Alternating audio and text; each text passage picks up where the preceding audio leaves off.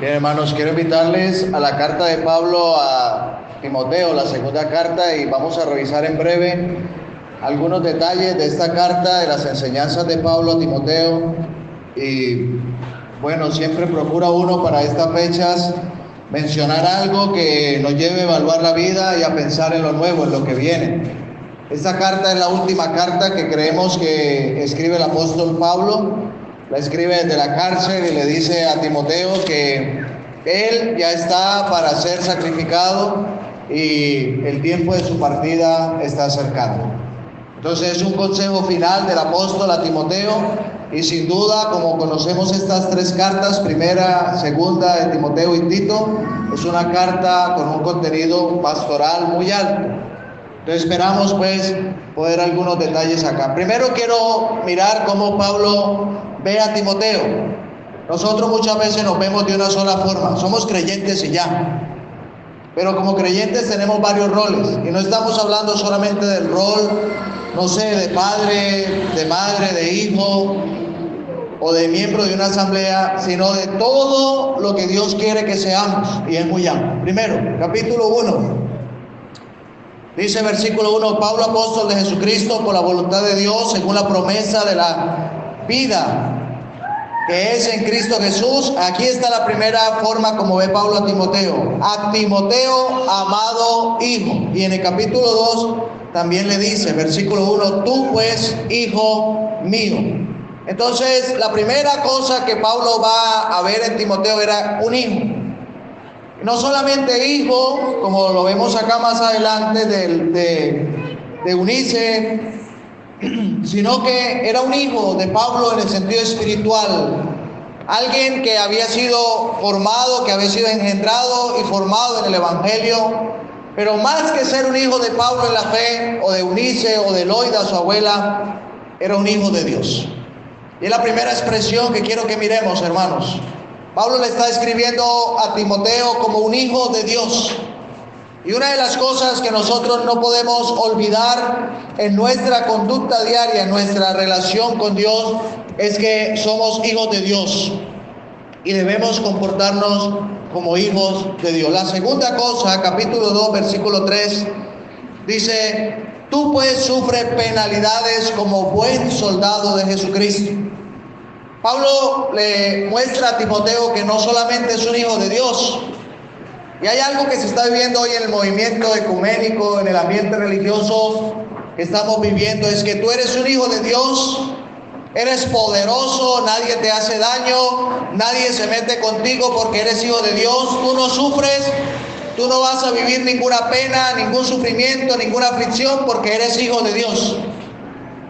Y claro, somos hijos de Dios, y todo eso está enmarcado en el hecho que seamos hijos de Dios. Por posición somos hijos de Dios, pero el mundo no nos ve como tal. Por el contrario, lo que hay para vivir acá es sufrimiento. Entonces el segundo aspecto que Pablo le pone a Timoteo es que aunque somos hijos de Dios, sufrimos penalidades como buen soldado de Jesucristo.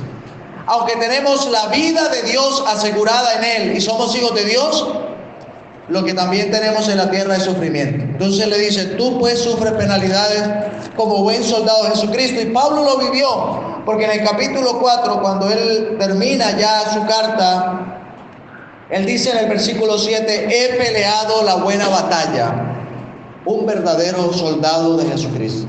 Tal vez ninguno de los, o la mayoría de los que está acá no estuvo en el ejército, en la policía, pero la vida diaria es un batallar, hermanos. Y uno considera al que está al servicio de la patria, uno considera a aquel que sufre porque está en un servicio voluntario, la mayoría, y uno entiende y aprende a través de la guerra y el arte de la guerra lo que es vivir la vida cristiana. Pero no solamente era un hijo, no solamente era un soldado. Capítulo 2, versículo 15, Pablo le dice a Timoteo, procura con diligencia presentarte a Dios, aprobado como obrero que no tiene de qué avergonzarse, que usa bien la palabra de verdad. Es un obrero, alguien que sirve, alguien que está llevando a cabo la obra de Dios. ¿Quién es un obrero? alguien que ha sido encomendado a la obra, tenemos un concepto equivocado de lo que es un obrero, y ahorita vamos a ver el siervo, porque pensamos que el obrero, el siervo, es aquel a quien la asamblea ha decidido encomendar a la obra y se le reconoce como el obrero, como el siervo de Dios. Falso, es falso. Y tenemos que ser cuidadosos en la apreciación, porque nosotros desde que creímos hemos sido llamados a la salvación y como resultado al servicio en la casa de Dios. Cada uno de nosotros es un obrero en la casa de Dios, uno que sirve. Y eso nos va a ampliar, hermanos, la visión de la obra y nos va a hacer más sensibles a la necesidad que hay cuando nosotros reconocemos somos siervos de Cristo. Recuerden el ejemplo de él. Estamos estudiando Marcos. Marcos presenta a Cristo como el siervo perfecto. Él dijo: no he venido para ser servido, sino para servir y para dar mi vida en rescate por muchos. Como obreros, hermanos, tenemos la necesidad cada día de depender del Señor, pero la obligación de hacer algo para Él. No podemos quedarnos de brazos cruzados esperando que haya un obrero, que haya un siervo, que haya alguien responsable en la asamblea que se encargue de las cosas de las que yo me debo encargar. ¿Por qué? Porque a cada uno el Señor le ha dotado por lo menos con un don para el servicio en la casa de Dios. Ahora, en el versículo 22 del capítulo 2, el apóstol le dice: huye también de las pasiones juveniles, sigue la justicia, la fe, el amor y la paz con los que de corazón limpio invocan al Señor. Ya le había dicho en la primera carta, le había dicho él a Timoteo: ninguno tenga en poco tu juventud. Eres un siervo, eres un hijo, eres un soldado, pero también eres un obrero, eres joven. Si él hubiera sido viejo, le hubiera dicho: como viejo, pórtate como tal. Si hubiera sido una mujer, le hubiera dicho: como mujer de Dios, pórtate como tal. Era un hombre y era un joven. Y hay un llamado aquí para todos nosotros. Hay algunos jóvenes físicamente en edad, pero hay algunos jóvenes espiritualmente. Y siempre estamos creciendo en la madurez. El joven, sea en la juventud natural del ser humano o en la juventud espiritual, debemos tener cuidado. Siempre debemos estar aprendiendo, cuidadosos en nuestra juventud. Aquí hay un consejo personal para él: huye de las pasiones juveniles. Pero en el versículo 24, capítulo 2, versículo 24: porque el siervo del Señor no debe ser contencioso, sino amable para con todos, apto para enseñar. Era un siervo de Dios, un siervo de Dios. No solamente era un obrero que servía, que era un diácono en su asamblea y Pablo se lo llevó al servicio y como obrero debía procurar, sino que ahora Pablo dice: no tengo a nadie de tan alta confianza y estima como Timoteo, que se interese tanto por vosotros, porque Timoteo, al igual que Pablo, había sido encomendado y era un siervo de Dios.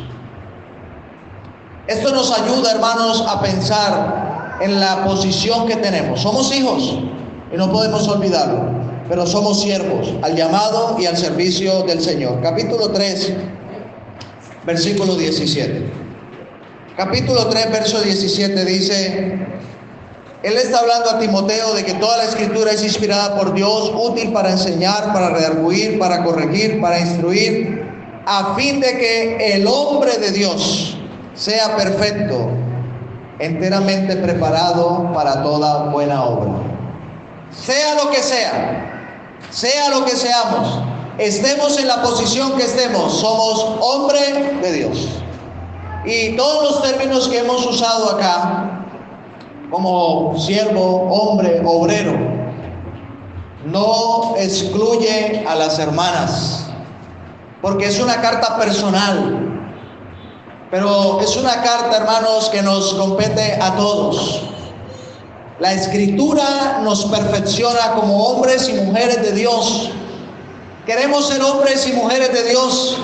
Tenemos la Escritura a nuestra mano para que por ella nosotros podamos crecer espiritualmente. Y por último, capítulo 4, versículo 5 dice: pero tú sé sobrio en todo, soporta las aflicciones, haz obra de evangelista, cumple tu ministerio.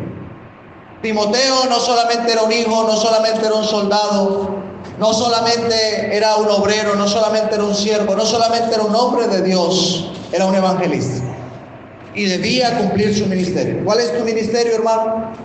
Sabemos cuál es el ministerio. El de Timoteo, por lo que le dice Pablo acá, era de evangelista.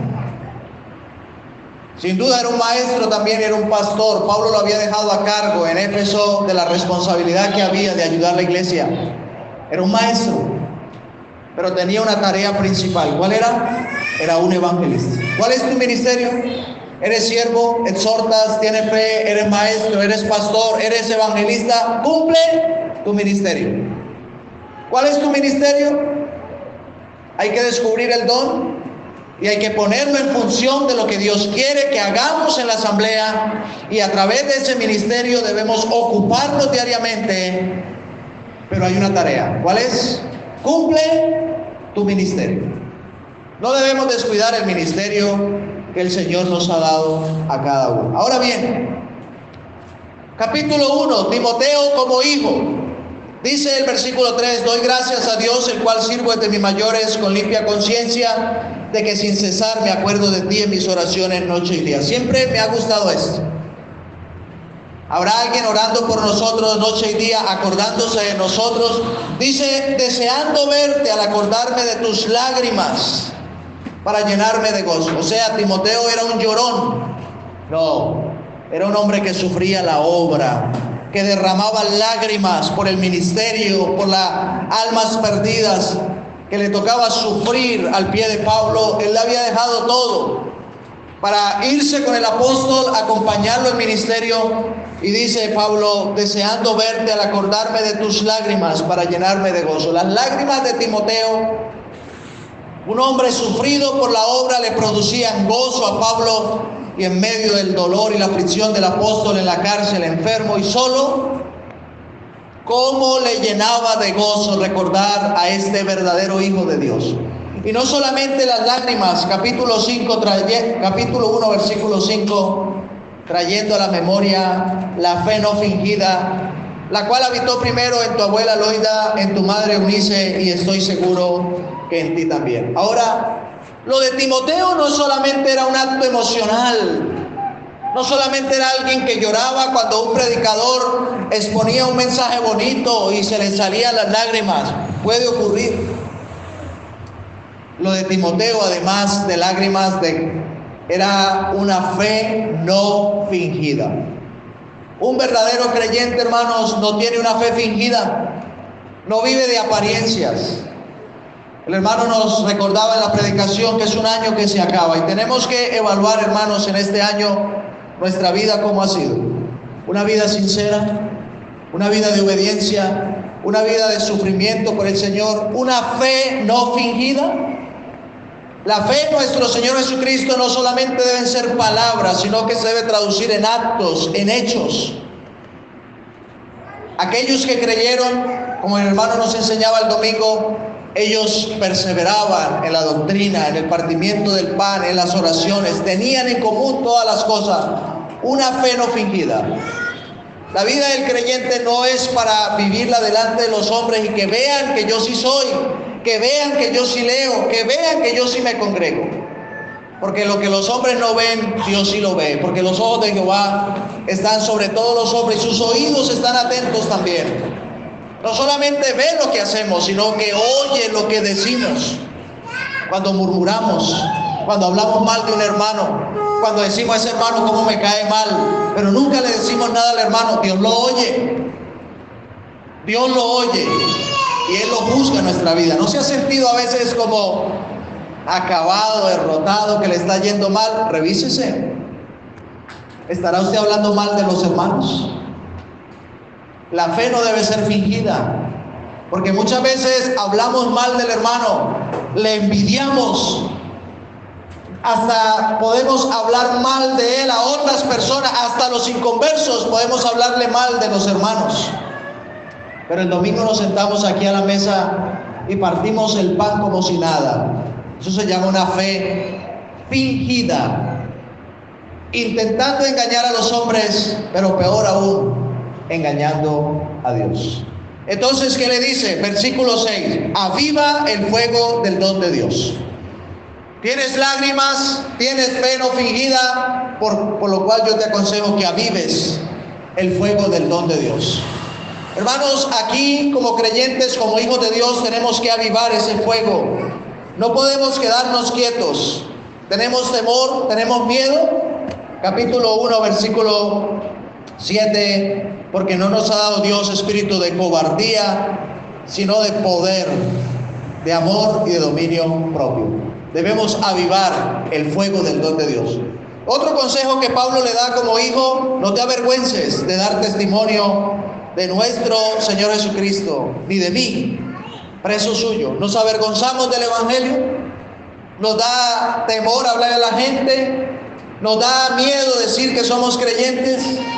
Tenemos literatura por montones y por cajas. Por cierto, un paréntesis: ahí hay calendarios por montones, hermanos, para repartir, revistas y textos. No recuerdo el versículo que nos enviaron, pero no debemos avergonzarnos de dar testimonio del Señor. Otro consejo que él le da a Timoteo, versículo 13, dice: retén la forma de las sanas palabras que de mí oíste en la fe y el amor que es en Cristo Jesús. Compra la verdad y no la vendas. Hemos recibido la doctrina, hemos recibido la enseñanza, retengámosla, guardémosla, estudiémosla, y tenemos que estar convencidos de lo que hemos recibido. Hay un problema con la doctrina que hemos recibido, que no la creemos y no nos convencemos. ¿Qué debemos hacer con lo que hemos aprendido? Tener convicciones propias. ¿Por qué hace lo que hace? ¿Por qué se reúne? ¿Por qué se cubre? ¿Por qué nos vestimos elegantes para la reunión? ¿Por qué partimos el pan cada primer día de la semana? ¿Por qué hacemos esto? ¿Por qué hacemos lo otro? No, porque todos lo hacen, porque se ve bonito. No, porque estoy convencido a la luz de la palabra que así es. Porque cuando el maligno venga a tentarnos y a decirnos con que Dios ha dicho, usted va a decir: no. Pues yo no sé, como yo veo que todas las hermanas se cubren, pues yo también me cubro. Yo creo que me tengo que cubrir porque sí, no sé. No. Con que Dios ha dicho, y entonces comenzamos a dudar de la palabra, porque Satanás es experto en poner en duda la palabra de Dios. ¿Para qué? Para que nosotros caigamos. Debemos retener la forma de las sanas palabras que de mí oíste en la fe, creyéndola en amor, porque debe ser en amor. Pero otra cosa dice: guarda el buen depósito por el Espíritu Santo que mora en nosotros. No solamente hay que retener, hay que guardar. Y debemos esforzarnos en guardar lo que se nos ha dado. Pero él le hace una advertencia, capítulo 1, versículo 15. ¿Sabes esto? Que me abandonaron todos los que estaban en Asia, los cuales son Figelo y Hermógenes, y Pablo había quedado solo. Lo abandonaron. Y hermanos, va a llegar un momento tal vez que usted se sienta solo, abandonado. Pero llama la atención que en otra parte, aquí mismo vemos cómo el Señor usó a otros para consolar a Pablo. Pero en mi defensa, dice Pablo, nadie estuvo a mi lado, pero el Señor estuvo a su lado. Ahora, hermanos, capítulo 2, el hombre visto como un soldado dice: esfuérzate en la gracia que es en Cristo Jesús. Tenemos que esforzarnos. Debe haber un esfuerzo. La vida del creyente no es fácil. Queremos todo ya, queremos todo fácil, pero hay que esforzarnos. Dice versículo 2, versículo 2: lo que has oído de mí ante muchos testigos, esto encarga a hombres fieles que sean idóneos para enseñar a otros. No nos debemos quedar con la instrucción, con el mensaje. Debemos preparar a otros, ayudar a otros, para que ellos además sigan la obra del Señor y volvemos al versículo que comenzamos. Sufre penalidades como buen soldado de Jesucristo. Otra recomendación como soldado es que ninguno que milita se enreda en los negocios de la vida. Vivimos enredados diariamente en los negocios de la vida. Y no solamente estoy hablando del trabajo, de los negocios, en el trabajo, en la empresa, la cosa, no, nos enredamos. Hoy en día estamos con la tecnología, con las redes sociales, con las noticias, con todo lo que el mundo nos está mostrando y nos enredamos y se nos olvida quién nos tomó por soldados. Y en vez de enredarnos en los negocios de la vida, ¿qué dice? Debemos agradar a aquel que nos tomó por soldados. ¿Cuál es la recomendación? Todo lo tiene por delante usted. Tiene que examinar qué le agrada a Dios y qué no le agrada a Dios. Si hay algo en lo que usted está viendo, está haciendo, que no le agrada a Dios, pues no hay que hacerlo. Hay que cambiarlo por algo que le agrada a Él. Y el soldado no se enreda en los negocios de la vida, sino que busca agradar a aquel que lo tomó por soldado. Y la otra cosa que Él le dice acá es que tiene que luchar como un atleta. Ninguno que milita va a vivir una vida fácil, tiene que prepararse físicamente. Y le coloca el ejemplo del atleta. El atleta no es coronado, sino lucha legítimamente. Hermanos, tenemos la responsabilidad como creyentes de luchar, de hacer las cosas, pero hacerlo bien. Estudiamos el domingo de la iglesia en Éfeso. Tanto trabajo, harto trabajo, todo lo que hacían, pero habían perdido el primer amor.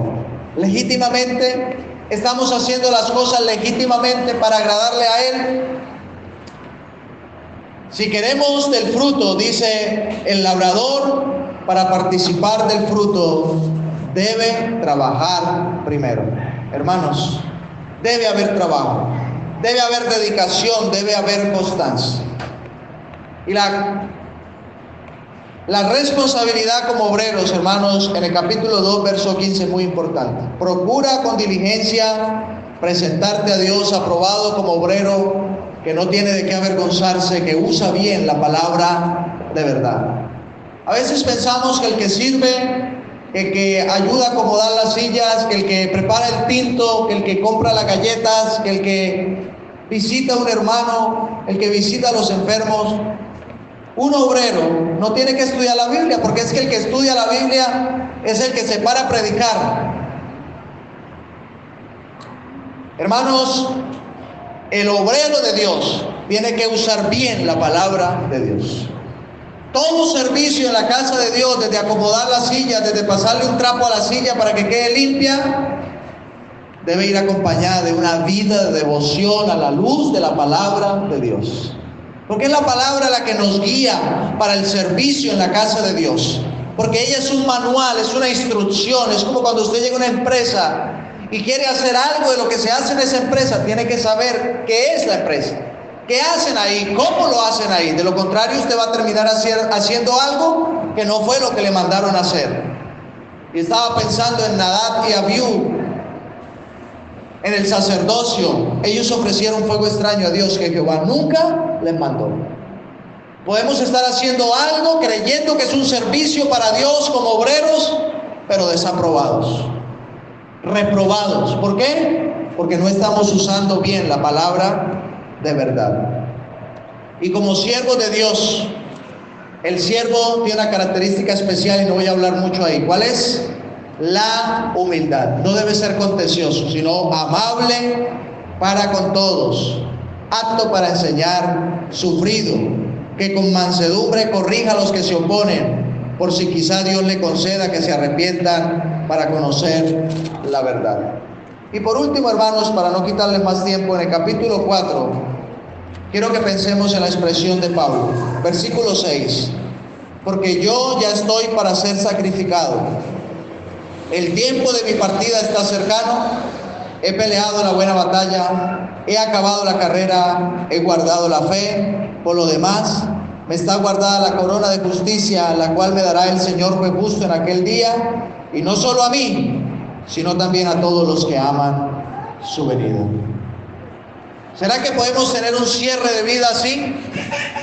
He peleado, he acabado, he guardado. Hermanos, Pablo estaba consciente que había hecho un servicio para el Señor. ¿Cómo comenzó la carta escribiéndola a Timoteo? Con limpia conciencia. Pablo había servido al Señor con limpia conciencia. Y ahora él dice, he terminado, he acabado, he peleado. Y ahora me espera la corona de justicia. Pero hay algo hermoso ahí. Una corona que no solamente era para Pablo, sino para ¿quién? Para todos los que aman su venida. Y usted dirá, no, yo amo la venida del Señor. Todos los días me levanto diciendo, ay, ojalá Dios venga, el Señor Jesucristo venga hoy. Que hoy sea el día. Yo amo su venida. Eso no es amar la venida del Señor. El que ama la venida del Señor, ¿qué hace? Se prepara. Se prepara. Es como cuando usted le dice que le van a visitar, que vienen los familiares. Por lo menos, ¿qué hace? Por lo menos tiendo la ropa, recojo la ropa, tiendo la cama, barro un poquito. Qué pena que me vean el desorden. Y cuando le llegan a uno de sorpresa, ¿qué dice uno? Hubiera avisado, ¿por qué no dijo? Para haberlo atendido mejor. No sabemos el día ni la hora en que el Señor vendrá. Debemos amar su venida y estar preparados. El que tiene esta esperanza en Él se purifica a sí mismo, así como Él es puro, dice Juan en la carta. Amar la venida del Señor es estar preparado, es estar de la mejor forma, como una novia dispuesta, sin mancha, sin arruga, con un vestido hermoso, preparado para Él, para que cuando Él venga, su venida no nos tome por sorpresa y que Él pueda decir, buen siervo y fiel. En lo poco has sido fiel, en lo mucho te pondré. No solamente para mí, dijo Pablo, es la corona, sino para ustedes también, para todos los que aman su venida. Y hermanos, qué privilegio que no solamente el Señor nos salve, sino que además nos quiera coronar por esperarle. Esperémosle. Vengo en breve. Y termina la Biblia así. Y Juan dice, sí, ven, Señor Jesús. ¿Cuál es nuestro anhelo? Que Él venga para que se nos acabe el sufrimiento. Que Él venga a ver si no le pago más cuotas al banco que me tiene hasta acá. Que Él venga ¿para qué? Para que parar de sufrir. ¿Cuánto anhelamos? Claro, muchísimo mejor estar con el Señor. Pero qué bueno que Él venga en el tiempo que ha de venir. No solamente porque estamos esperando que nos quite el problema encima, sino porque realmente estamos preparados para que Él vea todo lo que hemos preparado para Él. Toda una vida dedicada, toda una vida que le honre. Jóvenes, niños, ¿están preparados? Si el Señor llega a venir hoy, su venida nos sorprenderá. Los que no han creído, qué bueno sería que hoy puedan creer para que si el Señor viene hoy, usted pueda irse con nosotros. Y a los que ya hemos creído, hermanos, examinemos nuestra vida. Hay un himno que dice, he de ir sin ningún fruto, he de ver a Cristo así, con el tiempo malgastado, he de presentarme allí, darle todo yo quisiera de los años que perdí cuando caminábamos, hermanos, en la vanidad. Qué bueno sería que pudiéramos esperarle como hijos, como soldados, como obreros, como hombres de Dios, como siervo, como alguien que cumple el ministerio. Eso seamos para Él. Que el Señor nos ayude, hermanos. Vamos a orar y terminamos.